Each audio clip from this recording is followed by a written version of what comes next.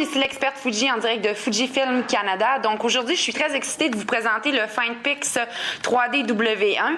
Si vous avez suivi un peu ce qui s'est passé au début de l'année autour de CES, le Consumer Electronics Show, vous avez vu un peu quel buzz qu'il y avait autour de 3D. Ça a vraiment été la caractéristique principale des télévisions numériques, puis aussi des appareils photo. Donc la photographie en fait 3D, c'est pas nouveau. Ça a vu le jour en même temps que la photographie traditionnelle. Et le principe d'utiliser deux lentilles pour être capable de mimiquer la vision humaine, c'est pas quelque chose qui est nouveau non plus.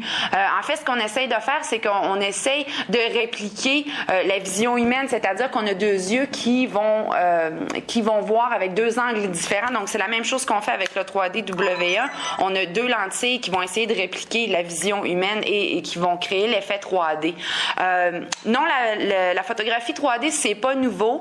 Ce que cet appareil a de spécifique parfois et pourquoi ça en fait un appareil qui est si spécial, c'est que c'est la première fois qu'on va offrir la photographie 3D dans un appareil qui est toutefois très compact et qui aussi est petit et portable. La grande différence aussi, c'est que pour la première fois, on va être capable de voir à l'œil nu sur l'écran ACL directement l'effet 3D et sur le cadre numérique qui vous est offert avec la caméra. Donc, on n'a plus besoin de porter les lunettes 3D pour voir l'effet en 3 dimensions.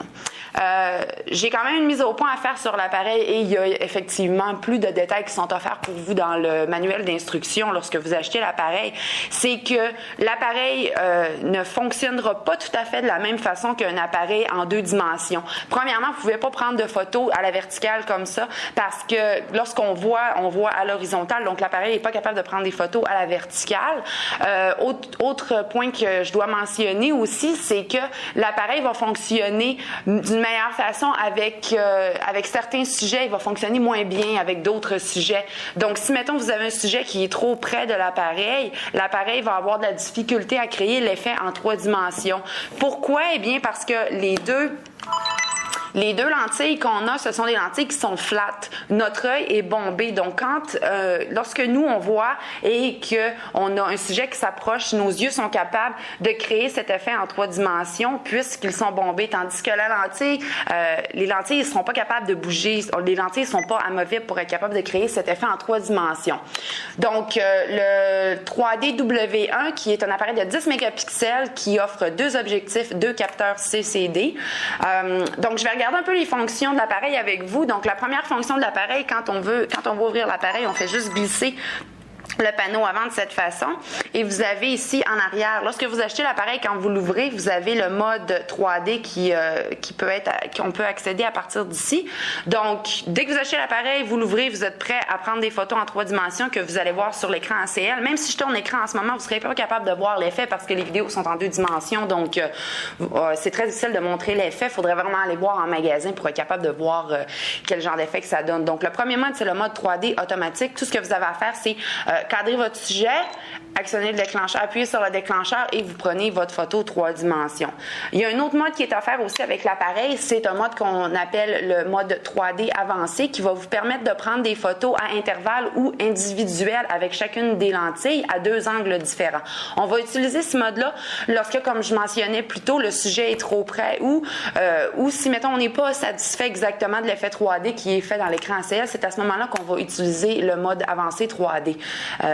Cet appareil-là a été conçu tout comme un appareil conventionnel. Donc, vous avez ici, si vous tournez à l'appareil derrière, vous avez le mode 2 dimensions, comme un appareil photo numérique traditionnel. Donc, vous activez ce mode et vous êtes capable d'avoir les mêmes fonctions, les mêmes modes de prise de vue, contrôler les mêmes caractéristiques sur l'appareil que si vous aviez un appareil compact traditionnel. Ce qui est unique lorsqu'on combine un appareil qui a 2 lentilles et qu'on essaie de prendre une photo en 2 dimensions, c'est qu'il y a un mode dans l'appareil qui vous permet de prendre une photo simultanée avec 2 angles différents. C'est-à-dire que admettons que vous êtes, je sais pas moi, à la game de soccer de votre enfant et que vous essayez de prendre une photo, vous pouvez prendre une photo, la lentille de gauche va prendre une photo zoomée avec le zoom optique et l'autre photo va prendre une photo grand angle. Donc, vous allez avoir deux valeurs de zoom différentes en activant une seule fois le déclencheur. Ensuite, on peut faire la même chose aussi avec noir et blanc et couleur. Donc, vous pouvez prendre une photo en noir et blanc, une photo en couleur simultanée du même sujet. Et on peut faire la même chose aussi avec les différentes valeurs d'ISO. Donc, c'est une fonction qui est très intéressante à essayer.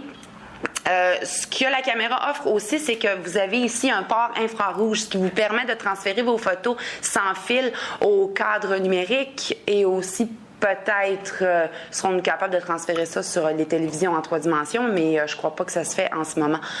Lorsqu'on achète l'appareil, évidemment, les impressions en ligne, vous pouvez pas vous présenter en magasin et imprimer vos photos. Vous devez, tout se fait en ligne, donc à partir de notre site web, si vous visitez le www.fujifilm.ca/fr, vous pouvez visiter la page du 3D-W1 et c'est à partir de cette page que vous serez capable d'imprimer vos photos qui vous seront envoyées directement à la maison.